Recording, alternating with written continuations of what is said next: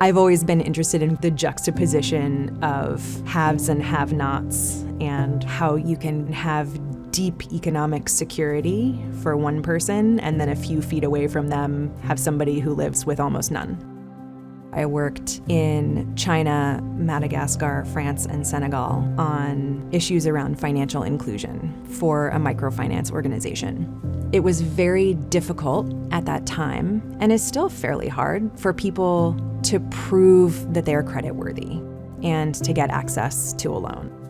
I realized that there was a real solution out there, that if you could turn data into insights for financial institutions on behalf of small business owners, you could help increase access to capital and ultimately reduce the cost of it. Nobody believed that it was possible. So ultimately, I realized that if someone was going to try it, that had to be me.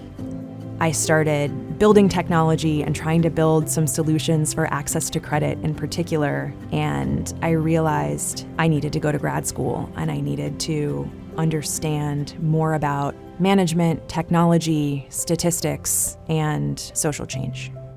When I was a student at SEPA, I was able to create First Access, which is a social enterprise that initially used mobile data to help financial institutions in emerging markets reach small business owners. My classmates and professors were really supportive, and I used a lot of my SEPA classes as an opportunity to hone the idea and to get more input. After I graduated, I took the initial startup capital that I'd raised and went to Tanzania. We raised multiple rounds of capital, and we built multiple generations of our technology, and we helped save cumulatively over 400 years of wait time for small business owners to get their loans. The more we can deliver resources and capital to small businesses quickly and easily and efficiently and fairly, the better off they will be. And that sustains livelihoods, it reduces income inequality, it increases economic security, it supports families and communities and the country and the world.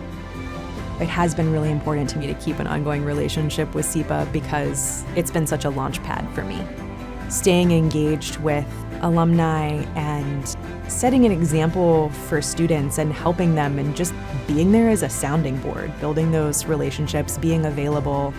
It helped me build courage when people did that for me, and I would not have been able to do any of this without SEPA.